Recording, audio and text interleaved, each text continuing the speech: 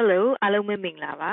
ဒီ channel ကတော့ IELTS ဖြေမဲ့မိတ်ဆွေတွေအတွက်အကောင်းဆုံးလိုတိုရှင်းနည်းလမ်းတွေနဲ့အကူအညီပေးနေတဲ့ channel တစ်ခုဖြစ်ပါတယ်ဒါကြောင့်မိတ်ဆွေက IELTS ဖြေဖို့ရည်ရွယ်တယ်ပြီးတော့အချိန်တိုအတွင်းမှာ band score မြင့်မြင့်ကိုရနိုင်တဲ့နည်းလမ်းတွေကိုမြန်မာလိုပဲရိုးရှင်းထိရောက်စွာသိကျင်နေဆိုရင်တော့ဒီ channel ကသင်အတွက်အကောင်းဆုံးဖြစ်ပါလိမ့်မယ်ဒါကြောင့်မလို့ channel ကို subscribe လုပ်ထားခြင်းအပြင်အသစ်တင်နေသမျှတမိုးရှိတဲ့ tips တွေကိုမလွတ်တမ်းသိရမှာဖြစ်ပါတယ်ဟုတ်ကဲ့ဒီနေ့ကျမတို့ဆက်ပြီးတော့ sharing လုပ်သွားမယ့်အကြောင်းအရာကတော့เนาะရှေ့မှာတော့ကျမတို့ part 1 2 3ပေါ့နော်အခုဆိုဒါ3ထိရောက်လာပြီပေါ့နော် tips to become proficient in English အဲ့မှာမှတကယ်အခြေခံကြတဲ့အချက်ကလေးတွေအခြေခံဖြစ်ပေမဲ့လည်းတကယ်ကိုအရေးပါတဲ့အချက်ကလေးတွေပေါ့နော်အဲ့ဒါလေးတွေကိုပြောခဲ့ပါတယ်အပန်တွေအကြောင်းပေါ့နော်ရှေ့မှာဆို final sound ကိုပြောထားပြီးသားဖြစ်ပါတယ်ဒီမှာတော့အခုပြောသွားမှာတော့ link sound အကြောင်းဖြစ်ပါတယ်အဲ့တော့ linked sound နော် linked ဆိုပြောကြတဲ့ဟိုကသူကချိတ်ဆက်နေတာပေါ့အပန်တွေကကျမတို့ဒီ link sound ဆိုတဲ့ကိစ္စကနော်အင်္ဂလိပ်စာမှာမဟုတ်ဘဲနဲ့ဘာသာစကားတွေတိုင်းမှာဟောပဲဒီစကားပြောမှာပေါ့နော်link သွားတာလေးတွေကိုတွေ့ရပါလိမ့်မယ်ဥပမာကျမတို့မြန်မာစကားမှာဆိုရင်ပဲထားပါတော့အမြဲပြောနေကြစကားမျိုးပေါ့နော်စဉ်းစားကြည့်အောင်ဆိုကြအောင်မွေးငါတော့စားရအောင်နော်အဲ့လိုပြောရမလားနော်ကြည့်အောင်နော်မွေးငါတော့စားရအောင်ဒီလိုပဲပြောတယ်ကျမအခုပြောတာဟိုလို Facebook ဒီပါဒီပေါ်မှာတင်နေတဲ့ဗန်းစကားစလုံးပေါင်းကိုပြောတာမဟုတ်ဘူးနော်အတန်ထွက်ကိုပဲပြောတာနော်ဟိတ်ကောင်တို့ဟိတ်ရောင်တို့အဲ့လိုမျိုးတလန်ချင်းစီနော်တလုံးချင်းစီတော့ကိုအတန်မထွက်ဘူးနော်ဟိအောင်ဟုတ်တယ်မလားဒီလိုပဲပြောတယ်မုတ်ခင်းခါတော့စားရအောင်လို့လေတလုံးချင်းစီကျမတို့မသွားအောင်မွေးငါတော့စားရအောင်လို့ပဲပြောလိုက်တာပဲဟုတ်တယ်မလားနော်အဲ့တော့ဒါကဘာလဲဆိုရင် linked ပေါ့အတန်တွေကအတန် link ထိတ်သွားတာပေါ့နော်ဆိုတော့အဲ့ဒီလိုမျိုးသဘောမျိုးပါနော်အဲ့တော့ကျမတို့ဒီမှာအင်္ဂလိပ်စာမှာဘယ်လိုသွားလဲလေ့လာကြည့်အောင်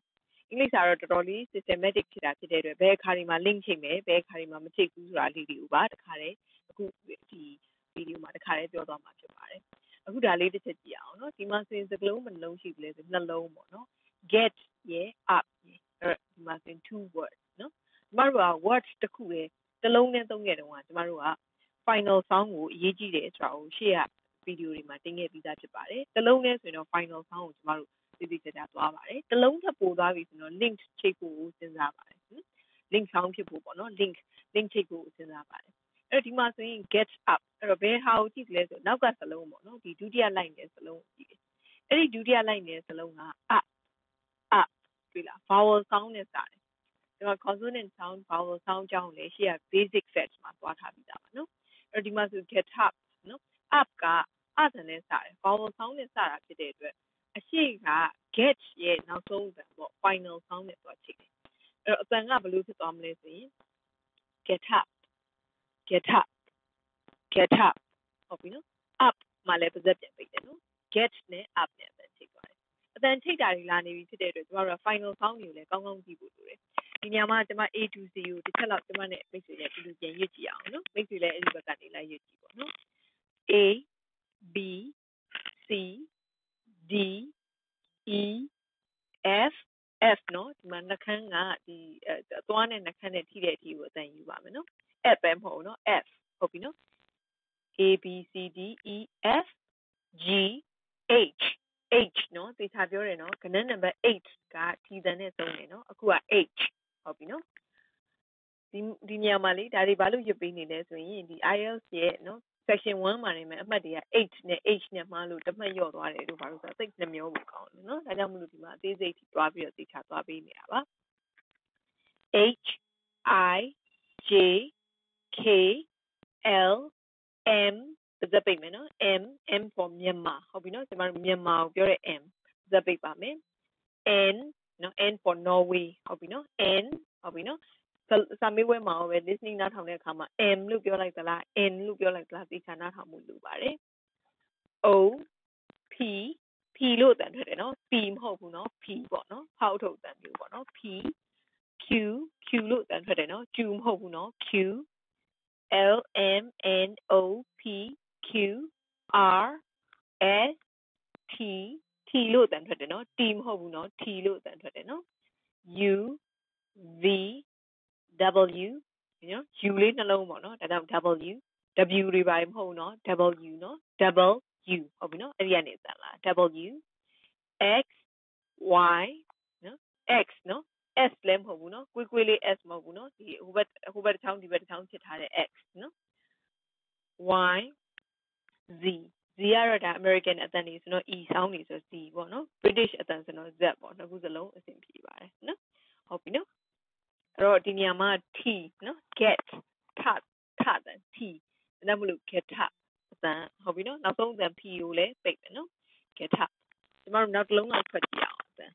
get နဲ့ out နဲ့အတန်ချိန်လားမချိန်ဘူးလားမိတ်ဆွေစဉ်းစားပါနော်ဒုတိယစလုံးကိုပဲကြည့်ပါမယ်ဒုတိယစလုံးက out ဆိုတော့ဒါ vowel sound နော်အတန်နဲ့စနေ out ဒါကြောင့်မလို့ရှေ့ရစလုံးနဲ့သွားချိန်ပါမယ်ရှေ့စလုံးရဲ့နောက်ဆုံးထတာပေါ့နော်အဲ့ဒါလေးနဲ့သွားချိန်မယ် get out ဒီမှာဆိုလဲနောက်ဆုံးက T တန်နဲ့ဆုံးတာဖြစ်တဲ့အတွက် T တန်လေးထည့်ပါမယ် get out နော် get out ပဲမဟုတ်ဘူးနော် get out နောက်ဆုံး T တန်ပါမယ်နော် get out ဟုတ်ပြီနော်ကဲဒီ sentence မှာရောတူတူစဉ်းစားကြည့်အောင် I နဲ့ want နဲ့ချိန်မလားမချိန်ဘူးလားမချိန်ဘူးနော် want က consonant sound နော်အဲ့ဒါနဲ့မစဘူး vowel sound မဟုတ်ဘူး consonant sound ဖြစ်တဲ့အတွက်ကြောင့်မလို့မချိန်ပါဘူး want နဲ့ A နဲ့ရောချိန်မလား A ဆိုတော့ဒါ vowel sound နဲ့စတယ်အဲ့တော့ချိန်တယ် I want her ဖြစ်သွားတာပေါ့နော် T နဲ့ A နဲ့ဆို I want her အဲ့ဒါနဲ့ cup နဲ့ချိန်မလားကြည့်အောင် cup က consonant sound ဖြစ်တဲ့အတွက်ကြောင့်မလို့မချိန်ပါဘူးအဲ့တော့ I want a cup ဇက်ပိတ်မယ်နော် cup I want a cup မချိန်ဘူးနော် I want a cup နဲ့ off နဲ့ဟုတ်ပြီ I want a cup ရေနောက်က off ရေချိန်မလားကြည့် off က vowel sound ပေါ့နော် sound နဲ့စတယ်အတန်နဲ့စတယ်အဲ့တော့ချိန်တယ် P နဲ့ O နဲ့ချိန်သွားတယ်နော် cup off I want a cup off off ဖြစ်သွားတယ်နော် I want a cup of tea ဟုတ်ပြီနော် I want a cup of tea ဟုတ်ပြီနော်ကြည့်ပါဦး I want a cup of tea အဲ့ဒါကြောင့်လုံးရွတ်ကြည့်မယ်ဆိုရင် I want a cup of tea ဟုတ်ပြီနော်အတန်ကြီးချိန်သွားတာကိုသိထားပြောထားပါတယ် I want a cup of tea ဟုတ်ပြီနော်နောက်တစ်ခုလေးသွားရအောင်နောက်တစ်ကြောင်းကကြတော့ it's a ဟုတ်တယ်နော်အတန်ချိန်မယ်နော် it's a ချိန်တယ်နောက် A နဲ့ piece နဲ့ချိန်ပါကြည့်အောင် piece က consonant sound ဆိုတော့မချိန်ဘူး it's a piece နဲ့ off နဲ့ချိန်သလားဆိုတော့ off ကနော် vowel sound ဖြစ်တဲ့အတွက်ချိန်တယ်အရှိမတော့ပြောခဲ့တယ် E က silent sound အဲ့တော့ E နဲ့လားမချိန်ဘူး E ရဲ့အရှိရဖြစ်တဲ့ C နဲ့သွားချိန်မယ် piece off နော် I want a piece of နောက်ဆုံးမှာ cake sorry it's a piece of နောက်ဆုံးမှာ cake K နော် cake တန်ထိထွက်မယ်နော် it's a piece of cake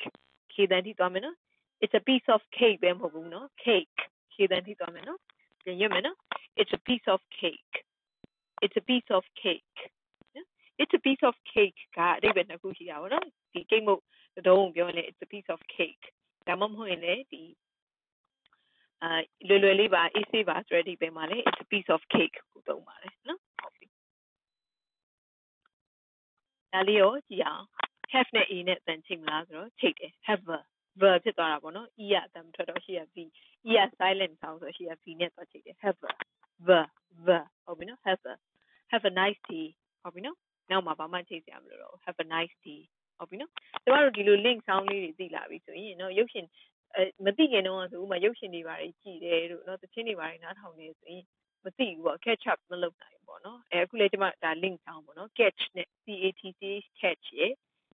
up ရယ်ဆိုအတန် catch up နော် catch up မလုပ်နိုင်ဘူးဟာသူတို့စကားပြောတာနော်သိမြင်တာပဲနော် they speak too fast ပေါ့နော်အဲ့လိုတွေထင်ကြတယ်တကယ်တော့သူတို့ကမြင်ပြောတာမဟုတ်ဘူးခုနပြောလို့ link တွေချိန်ထားတာဟုတ်ပြီနော်ဆိုတော့ဒါလေးတွေနားလည်သဘောပေါက်မယ်ဆိုအဆင်ပြေပါလိမ့်မယ်ကို speaking ပြောရင်လည်းလှပါလိမ့်မယ်နော်အတန်လေးတွေကနော်ဒါလေးကဆိုရင်ကြည့်ကြအောင် watch နဲ့ time နဲ့အတန်ချိန်မလားဆိုတော့မချိန်ဘူးဟုတ်ပြီနော် time နဲ့ is နဲ့အတန်ချိန်သလားဆိုတော့ချိန်တယ် is ကအတန်နဲ့စတယ်ဟုတ်အဲ့တော့ what time miss miss ဖြစ်သွားတာပေါ့နော် what time miss နော် what time miss အဲ့ဒီ what time miss နဲ့နောက်က it နဲ့ရောချိန်သလားဆိုချိန်တယ် sit အတန်ဖြစ်သွားမယ် sit အတန်မဟုတ် sit what time is it what time is it what time is it ဟုတ်ပြီနော်နောက်မှလည်းထီးစံနဲ့ဆုံးမယ်နော် what time is it လိုက်ထွက်ကြည့်ပါဦးမိတ်ဆွေ what time is it ရမယ်နော်နောက်တစ်ခုလေးကြည့်အောင် house နဲ့ it နဲ့အတန်ချိန်သွားတာပေါ့နော်အဲ့တော့ how's it နော် how's it going နော် how's it going ဟုတ်ပြီနော် how's it going နော်ရမယ်နော်ဆိုတော့အတန်နေချိန်သွားတာကိုသိဖို့လိုပါတယ်ဒါမှသာနေမယ်ကျမတို့ကဒီပြောတဲ့နေရာမှာရောနားထောင်တဲ့နေရာမှာရောပြောတဲ့နေရာမှာလည်းပိုလှလာမယ်နားထောင်တဲ့နေရာမှာလည်းပို ပို့ပြီးတော့နားလည်လာမယ်ပေါ့နော်ဆိုတော့ကျွန်မနဲ့တစ်ခေါက်လောက်အစအနေပြန်ပြီးတော့သွားကြည့်အောင် get up ဇက်ပိတ်မယ်နော် get up get out ဒီသံထိသွားမယ် get out ဒီသံထိသွားမယ် get out ဟုတ်ပြီနော် I want a cup of tea I want a cup of tea I want a cup of tea It's a piece of cake It's a piece of cake It's a piece of cake Have a nice day Have a nice day Have a nice day What time is it What time is it What time is it How's it going How's it going How's it going အမနော်ဒါလေးတွေကိုတစ်ချက်လောက် practice လုပ်ကြည့်ပါနော်အခုချိန်ကြီးကြည့်လာပြီးတဲ့အတွက်ကျေးဇူးအများကြီးတင်ပါတယ်ဘေးကွန်းတစ်စုံတရာရှိခဲ့မယ်ဆိုရင်လည်းပဲ comment မှာချိန်ခဲ့လို့ရပါတယ် thank you ပါ